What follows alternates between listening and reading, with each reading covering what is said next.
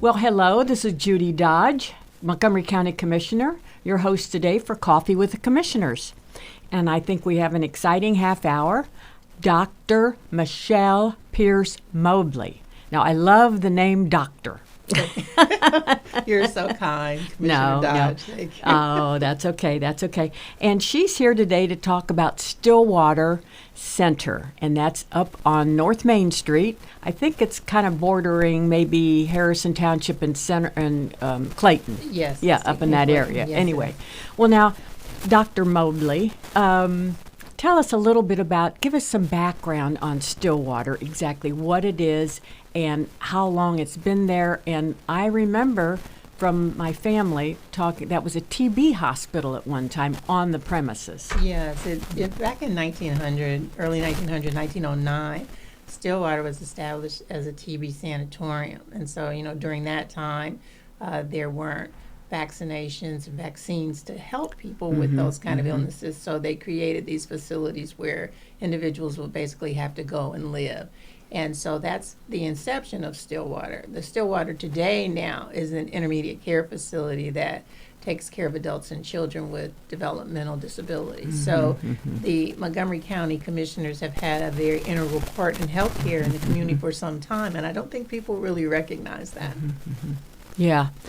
And I remember touring then when TB, that hospital or that facility was torn down. Well, part of it was torn down, and then it became, that building was rather old, but wasn't it for children with disabilities? Yeah, children at that point were housed in what they called the Children's Home, which was a facility on the grounds. And during the early 1900s, the physicians lived on the grounds, the nurses lived on the grounds. It's like a farm community. And we actually heard from a former person who worked there. He's an adult now that lives in New York. He talked to us about the care and facilities in the grounds. His mom worked there as a nurse, and he as a child grew up on the farm there. Oh, so my gosh. It was a very interesting facility and community at that time for people with TB. And I thought, well, I guess if you worked there, you probably had to stay there. Exactly. Because you were exposed to those infectious diseases. Yeah, exactly. Wow. Right now, you go up there and it's like a campus up there. It's absolutely wonderful. And how long has that physically been there? What's We've the been there 90s? for 20 years now. 20 years, okay. And if you look at that facility, it's a gorgeous facility. It's a state-of-the-art ICF, and we were blessed that the county commissioners, you and the commissioners, have been supportive of providing that level of care for individuals with developmental disabilities. And so when I go across the state, and I actually visit other ICFs, because there are over 400 across the state, we're one of the top ones. And so as people are looking at design and development of long-term care facilities, we get calls and people wanting to tour our facility all the time because I'll bet. It's a beautiful facility. Yes, We're very it is. fortunate. Yes, it is. Yes, it is. No question about it. Now, how many patients do you have? We have 98 98 residents who live there, and then we have 10 respite beds. So we offer 2 levels of service. We have the individuals who live there, and then we have families who aren't ready to allow their children to live there, so they may come for a weekend or a week while they take vacations. So we have 10 respite beds that are discretionary beds that people can come for short-term stays. Okay. Wow. Okay. A All pretty right. extensive waiting list as well. Yeah. Is there like a waiting list for individuals that really need the care? Unfortunately, I'm sure there probably is. Yes, there is. But I think we have a waiting list because of the level of care that's provided. We've been fortunate enough that we have families that are willing to wait to have their children live there with us. There are other ICFs across the state that have vacant beds. So we accredit that to just the community support that we have for Stillwater, and our families, I think, give us a lot of feedback. So we do annual surveys with our families, and they let us know what we're doing well, things that they want us to do better at, and we just continue to raise the bar, and I think that's why we have the waiting list that we have. Wow. Now, are there, I know they're severely disabled in some way or another, but these are people that cannot get up and go to work. They're basically bedridden, or pretty much. I mean, what is the, There's a spectrum of care. Is what I'm trying to think when of. you have an intellectual disability. So you have mild, moderate, severe, and profound. we primarily focus on individuals on the more intense care needs. So they are severe to profound developmental disabilities. And so these are people that are total care dependent. Most are nonverbal. We only have about 1% of our population who can actually ambulate on their own. So we have to have staff that are focused on understanding that these are individuals that need a high level of care and a high level of interaction just so that we can communicate with them. Yeah. And each one has their own room, right? Yes, Yeah. we have private and semi-private rooms. Okay. And they're all individually decorated. So one of the things that we want to make sure is that it's a home, because one of our mission is clean, safe, home-like environment. So every room is individually decorated. Okay. So for some of our children, we have some that have a SpongeBob theme or a Cinderella theme or an Aladdin theme to make sure that when you walk into their room, you don't feel like you're in an institutional setting. We really want it to be a home environment. And you'll even notice the staff don't wear typical like nursing uniforms and things. So when you walk in, the residents are dressed just like the staff. So they feel like this is just a family environment, and everybody recognizes that that's how the level of interaction we want to have with the people who live there. Yeah, yeah. Now, how are you funded? We are funded through Medicaid, so it's a Medicaid facility. An ICF is typically a voluntary program for the Medicaid program. So all the individuals there are Medicaid qualified. They do have their Social Security funds, which are very minimal. And then we're also funded by the Human Services Levy. Yeah, thank heavens for the Human Services Levy. Yeah, no question about the it. taxpayers have been extremely generous in this community, and they understand the needs are great. And they touch so many lives, Human Services does, that I don't think people recognize that, we care for the least of these. And I think that's a value that the commissioners have always said, that we would like to think that everyone is self-sufficient. And that's the goal of self-sufficiency. But the reality is that there are a lot of needs. And these are probably some of our most vulnerable citizens. No question about it. Yeah, because the commissioners come up at the holidays and different events that you have, and we always appreciate all the work that everyone does because it's just 24 hours a day, the care. There's no question about it. I don't think the public realizes that it's a voluntary commitment that the commissioners have made for an ICF to be owned and operated by the county commissioners here in this county, and that makes us unique in that we're one of the top. I mean, in terms of occupancy across the state, we're number 2. In terms of revenue, we're number 1. So I don't think the citizens recognize they have a crown jewel right here in their community taking care of children and adults with developmental disabilities. And we get calls from all across the state. And I knew we had kind of arrived, when Cleveland Clinic started making referrals to our facility. So they're going across different regions to see if we have vacancies because of the level of care that we provide. Because everybody can't provide ventilator services, and we do. So because of that specialized nature, we get calls from across the state. Wow. Are we the only Stillwater Center? Are we the only one like this particular place in the state? I know there's other facilities, but as far as under the county. Yeah, we're the only county owned and operated. So you may have another county that owns an ICF, but they'll pay like a private operator. Okay. Our county, I think, has made a commitment that if we do it well, and we do, we are owners and operators. So we have the expertise on site. We didn't have to bring in an outside provider to operate our facility. And that was evidenced by our most recent survey where we received no deficiencies from the Ohio Department I know, of Developmental congratulations. Disabilities. Yes, we're very, very happy about that. Very pleased. That shows the good work that you guys do. I think we work very hard, and you never know. You kind of know the time frame that they're going to come in. It's in a quarter, but we always have to be ready. And so I tell people every day you have to be ready because the surveyor can come on in your facility anytime. Exactly. And so when they came in and they gave us our results, we just kind of were like, exactly. It makes it worth it. Exactly. Well, again, it's 24-hour a day care for these individuals, and that's got to be hard, especially on staff, because I'm sure you get attached to the patients. Oh my, yeah. I mean, I wish I could tell you we have so many favorites, but we know their nuances, and I can tell you that when a family brings their individual to live there, that's probably one of the hardest decisions they'll have to make, because I've been there over 15 years, and I've met many parents, several which are deceased now. And I remember very, just like it was yesterday, meeting with those families. They'll look you right in the eye and they'll say, are you going to love this child the way I do? Oh, yeah. And they want us to know the little things, like, are you going to pull the cover up on them at night? Or they like to sleep on their left side instead of their right side. We make sure that happens. We have one mom, she passed away, and she would always bring a caramel sundae to her son on Sunday. So we still do that. So he looks for his McDonald's sundae, and we make sure that it still happens. Yeah. One of the residents clipped a red dog, and they don't even make those anymore.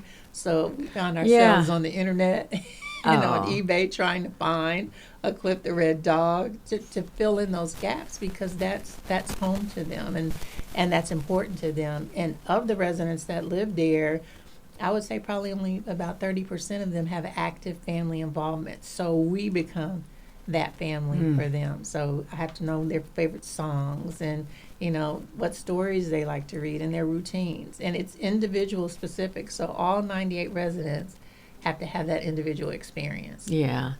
I know you've had babies. Yes. I remember seeing the babies. Do they, I hate to say it like this, but do they live to be in their 20s or 30s? I mean, have you seen that now? It's interesting. Okay. I was just reading a research paper that was saying that individuals with disabilities are outliving their parents now because of technology and because of care.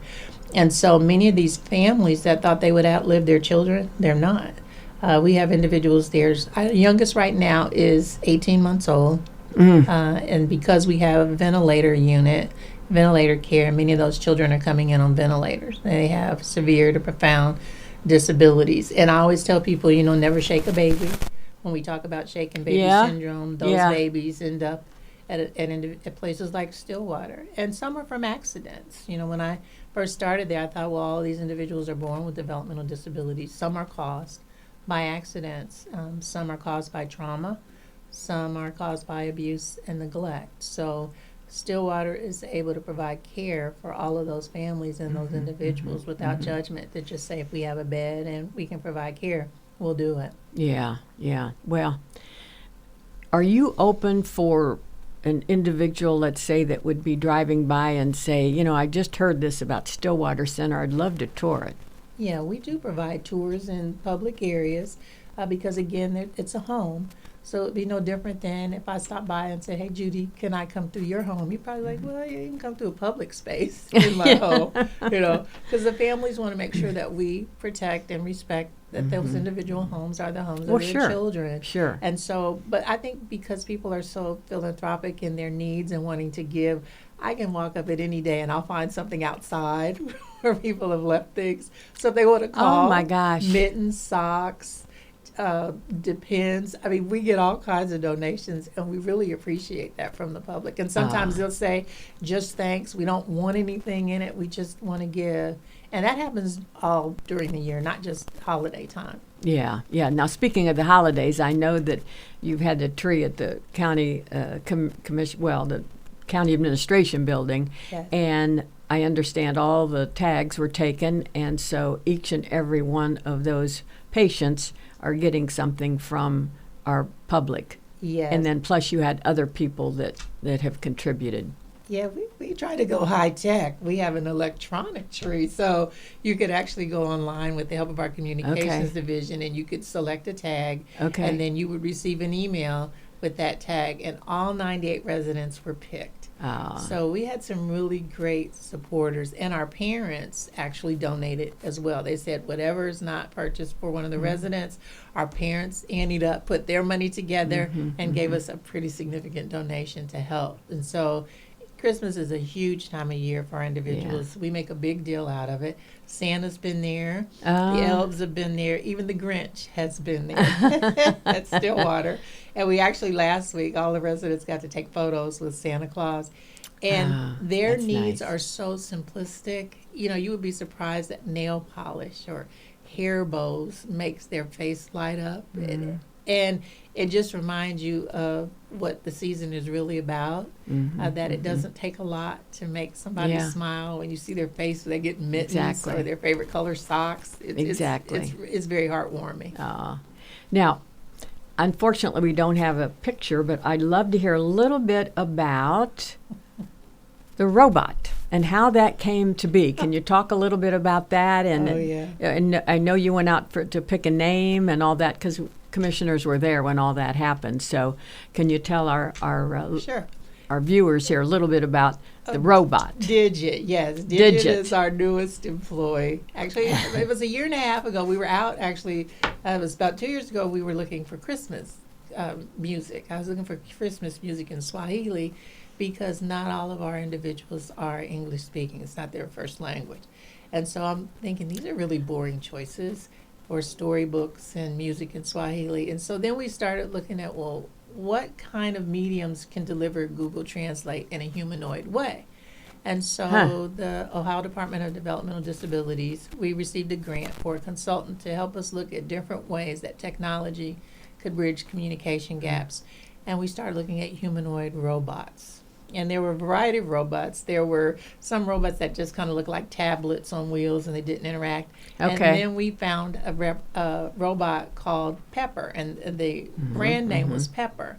But we wanted to have Pepper be a part of Stillwater, and so we developed a naming campaign, and community citizens from all over voted on the name. We had over 5,500 people vote on the name, and we ended up with Digit, the Stillbot. So Digit can sing, tell jokes. Digit can be very sarcastic. Digit can give positive affirmations to staff. So when the staff walk in, it can say good morning. How are you? It can tell you the date, the time. It can read stories. It can communicate in various languages, including American Sign. It can play games. It plays a mean game of tic-tac-toe. We usually end up with a stalemate. And sometimes it'll say, I'll let you win. And it can read stories to our children in their language. And so it doesn't replace human touch. It doesn't replace human connection, but still, I think our Stillbot Bridge is a gift in terms of being able to read to our children while nurses do things that nurses are supposed to do, more higher level tasks. Because you could imagine, I want somebody to read a story that can interact and show pictures and those kind of things. And when you've got patients to take care of, we don't want you to feel rushed to do that. So the stories you'll see a display board on the robot's chest, so you'll see the actual visual pictures of the story as it moves its hands and communicates with the individual. So it's just a really great addition, and we have to thank the Caring Hearts Foundation because they helped support us in purchasing that. But it was a huge ask for the commissioners, and you guys just said yes, and we always appreciate that. Let's do it. Absolutely, because it's probably a wave of the future that's going to happen. Now, does he go or she, do they go into each room? Yeah, we can actually move Digit into the room. Okay. Many times I'll have Digit in the hallway, so he can give directions. He can say hello, good morning, and you'd be surprised. Some of our big burly guys that you think they melt when they talk to Digit. Digit will just say, have a nice day, or tell them a joke. So it does things just for the residents and for the 200 employees who work there too, who can interact with Digit. Because sometimes nobody says you look great, or you're worthy, or you're worth it. And to just hear that affirmation sometimes, it's worth it. Well, one of the things I forgot to mention here when we first started speaking, why don't you tell our viewers here just a little bit about your background and how you became involved in this? And I know you've been with us for 15 years, I think you said. So why don't you tell our viewers just a little bit more about your background? Okay, well, I'm a native Daytonian. Okay, that's always good. Native Daytonian, and actually I was a Fairview High School graduate. So far, my Fairview alumni out there, go Bulldogs.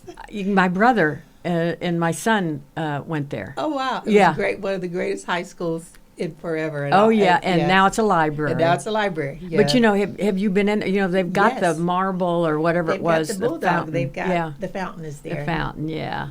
So I still have that Dayton history.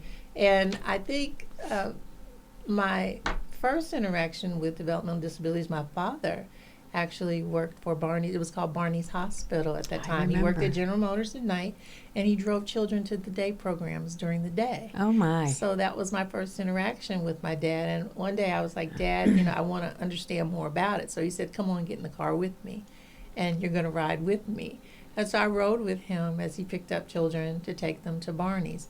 It's now URS, so that was the Oh, now United okay. Rehabilitation I knew Services. Barney's. Okay. Yes, Okay. So yeah. Okay. So that All right. evolved into the day programs that are now at URS now. So that was my first interaction as a child, and I had no idea that that interaction with my dad would make me become interested in special education. So I went back and got a doctorate degree in education, and I've kind of dedicated my life and focus to that. So when I look back at my pictures of my dad, I'm just like, you just never know where you're going to end up. I'll be darned. Yeah. Well, you know, I remember when it was MRDD. Yes. Yes. Well, yeah, and now of course DDS. But my grandmother had a little bus, and she would go around and pick up the young people to take them to the workshop. Yes. I wonder. And if, there was a they couple know each pictures, other. yeah, I of wonder if her. they know each other because they used to use their own vehicles then. A lot Yes. of those men drove station wagons. Yeah. Before Yeah. they got the buses. Yeah. Yes. My dad had one of those station wagons. Okay. And one of my favorite pictures of him, you can see him picking up a child that has braces on their legs and putting him in the back of his station wagon. Yeah. Yeah. And they would call our house to say, oh, we're going today, or no, we're not going today. And I would pick up the phone and take those calls from my father.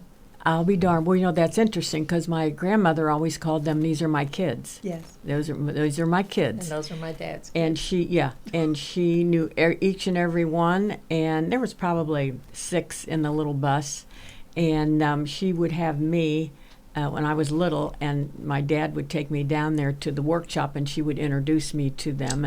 And you know, she just was always glowing about it. That was something she just dearly loved. Yes, and that was a passion of my father's, because I'm like, he worked at gym, but he found the time, 17 years, he would go to gym at night, and then he would work the day programs during the day. Huh. Yeah. See, we go back further than we thought. Yes. Yeah, we do. We do. I know. Now, I think we're probably getting 5 or 10 minutes left, and what I wanted to talk about, tell us a little bit about the future of Stillwater and what your thoughts are, in years to come. Well, I think that we'll continue to serve the hardest to serve. I think we're seeing that the families are aging, the parents are aging, and so they need supportive services that Stillwater provides. And I think, while you have over 400 ICFs across the state, I don't think that you'll see large facilities like Stillwater again. I think ideally they want to see smaller facilities, 8 beds to 16 beds. But I do think that the state recognizes that for the level of complex care that we provide, there will be a space for Stillwater centers. We have respiratory therapists, RNs, LPNs, HAB providers. We have a physician on site, a psychiatrist, a psychologist. All those services come together to provide complex care, and I think you'll continue to see complex care. For us, we are going to be seeing expansion of our ventilator services there because that waiting list continues to grow across the state. And in fact, I know the Department of Developmental Disabilities has been talking to the larger ICS about what can we do to make sure that these children are not living in hospitals or living in nursing homes, because that's not an ideal situation for individuals. And then we have great partnerships with like Children's Medical Center. We have the medical students from Wright State that actually come out and do a class. We have clinical rotations from various nursing programs because we have pediatric residents there, and so they can satisfy the requirements for their clinical rotations there. So I just see nothing but positive things happening for us. Our staff, I think we have a very vibrant, dedicated staff. Yes. And we could not do what we do without them. We have very long-term staff, which is very interesting. We were looking at like the average tenure of many of our folks, and I was surprised that many of them have been there over 20 years. And so when you have that kind of retention rate, we all know that all facilities are challenged with workforce issues.